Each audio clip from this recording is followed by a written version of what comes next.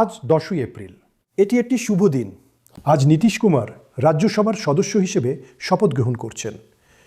তার কর্মজীবনের মেয়াদ প্রায় 50 বছর এবং তিনি সম্ভবত সেই গুটিকয়েক রাজনীতিবিদদের মধ্যে একজন যিনি রাজ্য বিধানসভা, রাজ্য বিধান পরিষদ, লোকসভা এবং এখন রাজ্যসভার সদস্য হয়েছেন।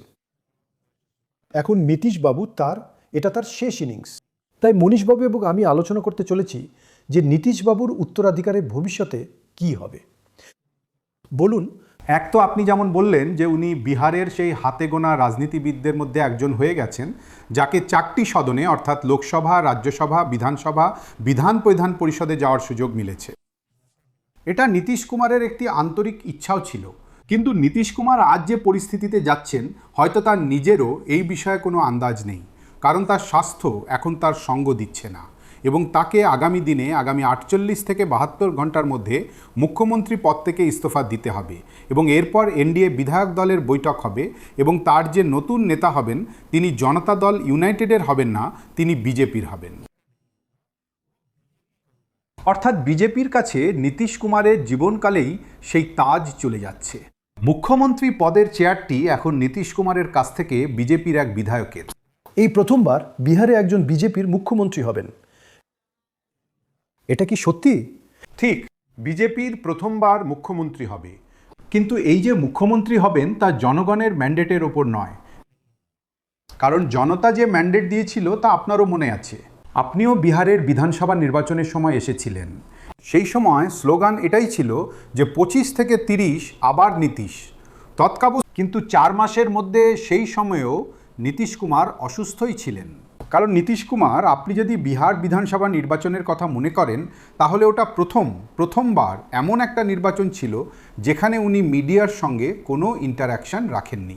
আমরা ওনার একটা র্যালিতেও যখন পৌঁছেছিলাম তখন উনি কাউকে চিনতে পারেননি, তো সেই সময়ও ছিলেন। কিন্তু আজ বিহারে যা কিছু হচ্ছে তা বিজেপির স্ক্রিপ্ট অনুযায়ী হচ্ছে এবং কোথাও না কোথাও বিজেপি এটাই চেয়েছিল।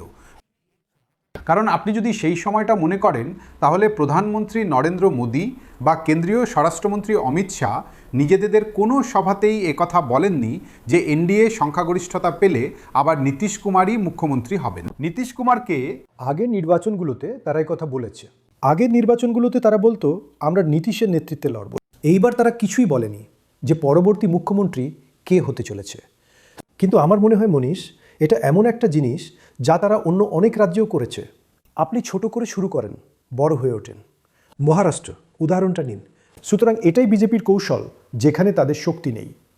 তারা একজন জুনিয়র পার্টনার হিসেবে ছোট করে আসে এবং ধীরে ধীরে নিজেদের জায়গা তৈরি করে, যতক্ষণ না এখন তারা বিহারে সিনিয়র পার্টনার হয়ে উঠেছে।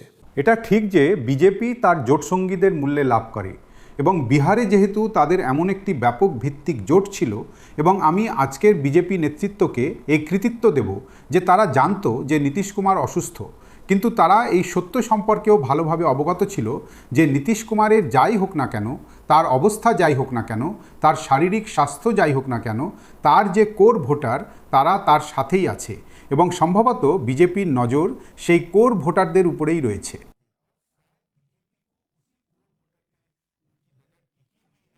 যার কারণে আপনি বলতে পারেন যে তারা নীতিশ কুমারকে এত সম্মানজনক প্রস্থান দিচ্ছে। এর আরেকটা দিক এটাও যে বিহারে আজ ক্ষমতার পরিবর্তন হলেও এনডিএর যে কোর ভোটার তারা কোথাও না কোথাও খুশি নয়। তাদের মধ্যে একটা হতাশা আছে এবং আপনি নীতিশ কুমারের যে লিগ্যাসির কথা বলছেন, নীতিশ কুমারের লিগ্যাসি এটাই যে নীতিশ কুমার অসুস্থ, মুখ্যমন্ত্রীর পদ থেকে ইস্তফা দেবেন, তার জায়গায় বিজেপির মুখ্যমন্ত্রী হবেন, কিন্তু কোনো কেউ খুশি উদযাপন করছে না। কিন্তু এর মানে এটাও যে নীতিশ কুমারের পক্ষ থেকে বছরের পর বছর ধরে একটি দ্বিতীয় সারি তৈরি করতে ব্যর্থ হওয়া। তিনি সবসময় প্রধান ব্যক্তি ছিলেন এবং তারপর আর কেউ নেই। প্রশ্নটা এখন হলো যে বিজেপি বা জনতা দল ছাড়া এইসব শরিকরা তাদের ঠিকানা কোথায় পাবে? তাদের ঠিকানা কি জেডিইউ এর সাথেই থাকবে? কারণ যথেষ্ট প্রতিযোগী রয়েছে। এছাড়াও শ্রীয়ের মতো লোকেরা, কুশওয়াহা, শ্রীয়ের মতো লোকেরা, পাসওয়ান, তারা কি আশেপাশে ঘুরঘুর করবে নাকি তারা আরও ভালো সুযোগের সন্ধান করবে? এখন যেহেতু নীতিশ চলে গেছেন, তারা কি সরকার পরিচালনায় আরও বেশি অংশ চাইবে? দেখুন, নীতিশ কুমার যেই মুহূর্তে আর ক্ষমতায় থাকবেন না তখন উপেন্দ্র কুশওয়াহা বা চিরাগ পাসওয়ানের বার্গেনিং পাওয়ার বা ওই সরকারে তাদের যা আপনি বলতে পারেন যে তাদের যা শেয়ার আছে সেটা বেড়ে যাবে। কারণ নীতিশ কুমারের সঙ্গে আপনি যাই করুন না কেন তাকে কেউ ডিকটেট করতে পারতো না। কিন্তু যতক্ষণ জনতা দল ইউনাইটেডের ভবিষ্যতের প্রশ্ন যতক্ষণ না পর্যন্ত নিশান্ত, যিনি তার পুত্র, হি ইজ দ্য অনলি সান, তিনি যদি ক্ষমতায় না আসেন, তিনি যদি ডেপুটি চিফ মিনিস্টার না হন, তাহলে নিশ্চিতভাবে জনতা দল ইউনাইটেডের ভাঙন বা ডিসইন্টিগ্রেশন সেই সময়েই শুরু হয়ে যাবে। কিন্তু যদি নিশান্ত এসে যান তাহলে আপনি বলতে পারেন যে জনতা দল ইউনাইটেড আরও কিছু বছরের জন্য সারভাইভ করে যাবে। আচ্ছা, আপনি এখন আমাকে মহারাষ্ট্রের মতো একটি উদাহরণ দিচ্ছেন। বালা সাহেব মারা গেলেন, উদ্ধব এলেন, কিছুদিন টিকলেন, ভেঙে গেল। কাজী প্রশ্নটা হলো, এমনটা নয় যে একটা সময় ছিল যখন বাবার পর ছেলে এসে মুখ্যমন্ত্রী হতো। এখন যা হচ্ছে তা হলো আশপাশে আরও লোক আছে এবং ব্যাপারটা ততটা সহজ নয়, কারণ অন্য লোকেদেরও উচ্চাকাঙ্ক্ষা আছে। একটি পরিবার নিয়ন্ত্রিত দলে পরিবারের বাইরের কোনো সদস্যের কোনো সুযোগ থাকে না। তাহলে এটা কি সম্ভব যে কিছু লোক ছড়িয়ে পড়বে এবং নিজেদের এবিসি দল গঠন করবে? দেখুন, আঞ্চলিক দলগুলোতে সাকসেশনের যে ব্যাপারটা, এখানে দুই ধরনের সাকসেশন হয়েছে। যখনই কেউ পার্টির প্রতিষ্ঠাতা হন, সে বালা সাহেবই হন, লালু যাদব হন বা রামবিলাস পাসোয়ান হন, ওনারা নিজেদের জীবনে যখন রাজনৈতিকভাবে সক্রিয় ছিলেন, সুস্থ ছিলেন, ওনারা লেগাসিকে ওনারা সাকসেশন পরিষ্কার করে দিয়েছেন। কারণ আপনি জানেন যে রাজ ঠাকরে তাতে বেশ রেগে গেছিলেন যখন উদ্ধব এসেছিলেন। উদ্ধবও একজন খুবই অনিচ্ছুক রাজনীতিবিদ ছিলেন। কিন্তু নীতিশ কুমারের ক্ষেত্রে কি হচ্ছে যে নীতিশ কুমার আজ সুস্থ নন। নীতিশ কুমার জনতার মাঝে গিয়ে নিজের ছেলের কাঁধে হাত রেখে বলতে পারবেন না যে আপনারা একে গ্রহণ করে নিন। যা কিছু হচ্ছে তা এক রকমের বাধ্যবাধকতা বা সময় ওনাকে এটা নির্দেশ দিচ্ছে। কারণ নীতিশ কুমার বলতেন যে ভাই, আমি এমন নই যে নিজের পরিবারকে প্রমোট করে, আমার জন্য আমার গোটা বিহারই আমার পরিবার। আমি আপনাকে একটা প্রশ্ন করি, যদি নীতিশ কুমার ওনার ছেলের কাঁধে হাত রাখেন তাহলে বিজেপি কি করবে? বিজেপি কি চায়, যে নীতিশ কুমারের পার্টি চলতে থাকুক নাকি ভেঙে যাক? যে কোনো পার্টিই হোক, যে কোনো জোট সঙ্গী হোক, সে চাইবে না যে তার যে জোট সঙ্গী আছে সে শক্তিশালী হোক। বিজেপিও জানে যে যদি নিশান্ত এসে যান তাহলে আগামী দিনে তাদের জন্য এই কোয়ালিশন চালানোটা আরও একটু কঠিন কাজ হবে। সেটা একরকমভাবে দেখুন, বিজেপি যে পার্টিটা, সে চায় যে সব জায়গায় জোট সঙ্গীরা যেমন যেমন ভেঙে যায়, জোট সঙ্গীরা যেমন যেমন দুর্বল হয়, বিজেপি শক্তিশালী হয়। যদি নিশান্ত এসে যান, জনতা দল ইউ এই ফর্মেই থাকবে।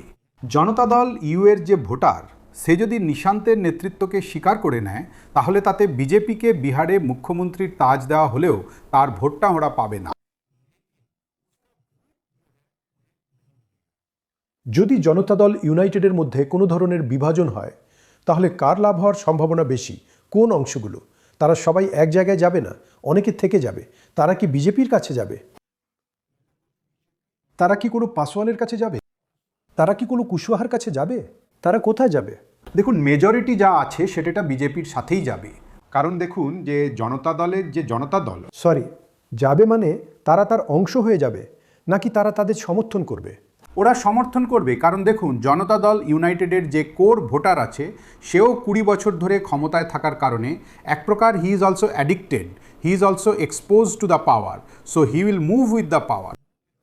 কিন্তু একটা সেকশন আছে যার যদি মনে হয় যে হ্যাঁ, আমরা এই ক্ষমতায় হিসা বা ভাগিদারি পাচ্ছি না, তাহলে তারা আরজেডির দিকে যাবে। কিন্তু এই সব কিছু নির্ভর করবে যে বিজেপি, জনতা দল ইউনাইটেডের যে কোর ভোটাররা আছে, তাদের যে প্রতিনিধিরা আছে, তাদেরকে কিভাবে নিজের সাথে জুড়তে কামেয়াব হয়।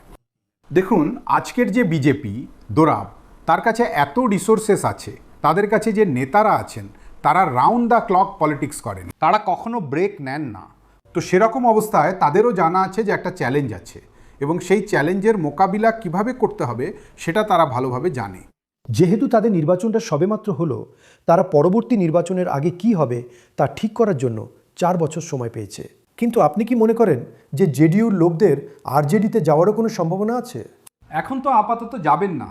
না, প্রশ্নটা হলো, জানেন এটা কি আংশিকভাবে জাতপাতের সমীকরণের উপর নির্ভর করবে না? দেখুন, জেডিইউর কি হবে, জেডিইউর কোর ভোটার্সরা সঙ্গে থাকবেন, কোথায় যাবেন, এই সব কিছু এই কথার উপর নির্ভর করে যে নিশান্ত যদি রাজনীতিতে, তাহলে তো তার আশাটা নিশ্চিত। নিশান্ত পলিটিক্সে কিভাবে নিজেকে খাপ খাইয়ে নেন, how he behaves, how he performs, এটা তার উপর নির্ভর করবে এবং বিজেপি জেডিইউর ভোটার্সদের সঙ্গে, কারণ এখন তারা ক্ষমতায় ড্রাইভিং সিটে থাকবে, তো তারা ওর কোর ভোটার্সদের কিভাবে অ্যাড্রেস করে। আমি আপনাকে আরেকটা প্রশ্ন করি। Nitish Kumar is now in the Rajya Sabha, will be in the Rajya Sabha. তিনি কি কিছুটা ব্যাকসিট ড্রাইভিং করবেন এটা নিশ্চিত করার জন্য যে তার ছেলের জন্য একটা নির্দিষ্ট পরিমাণ সমর্থন থাকে অন্তত প্রথম কয়েক মাসের জন্য? লালু ক্লিয়ারলি সরে দাঁড়িয়েছেন এবং তার ছেলে তেজস্বীকে আসতে দিয়েছেন। এখানে তিনি সরে দাঁড়িয়েছেন এবং তিনি বলছেন যে আমি একরকমভাবে আর সক্রিয় রাজনীতিতে নেই। আমি বলছি যে তিনি কি বাইরে থেকে বার্তা পাঠিয়ে লোকেদের সাথে কথা বলে তার ছেলেকে সমর্থন করার চেষ্টা চালিয়ে যাবেন? দোরাব, এটা উইলির ব্যাপার নয়, হি উইল হ্যাভ টু, অর্থাৎ এটা কোনো চয়েস নয়, এটা তার কম্পালশন নিজের ছেলেকে পলিটিক্সে সেটেল করা। তাই নীতিশ কুমারের কাছে নিজের ছেলেকে ব্যাক করার, ছেলেকে এস্টাবলিশ করার জন্য তাকে কমফর্টেবল করে নিজের র্যাঙ্ক অ্যান্ড ফাইলের সঙ্গে ইন্ট্রোডিউস করানো ছাড়া আর অন্য কোনো বিকল্প নেই। তাহলে আপনি কি বলতে চান যে তিনি একরকম লং ডিস্টেন্স পলিটিক্স করবেন তার ছেলেকে সাহায্য করার জন্য? দেখুন, নীতিশ কুমার বিহারের রাজনীতি থেকে কোথাও যাচ্ছেন না। নীতিশ কুমারের ভলেই মুখ্যমন্ত্রীর চেয়ার চলে যাক, তাকে বিজেপি আজ একরকমভাবে ইজেক্ট করে দিক, কিন্তু তার ভাবমূর্তি, তার কাজ এবং তার যে প্রতিচ্ছবি অর্থাৎ তার শ্যাডো, সেটা বিহারের রাজনীতিতে এখনও আগামী কয়েক দশক পর্যন্ত আপনি দেখতে পাবেন। আমি আপনাকে একটা শেষ প্রশ্ন করি। আগামী 3 বছরের দিকে তাকান। বিহারের পার্টি ইকুয়েশনসের মধ্যে বিভিন্ন সমীকরণগুলিকে আপনি কোথায় দেখছেন? আমার মনে হয় স্টেটাস কো অবশ্যই বজায় থাকবে। যে নতুন মুখ্যমন্ত্রী হবেন তিনি নীতিশ কুমারের 10 ভাগের 1 ভাগও হবেন না, কারণ নীতিশ কুমারের কাছে একটা এক্সপিরিয়েন্স ছিল।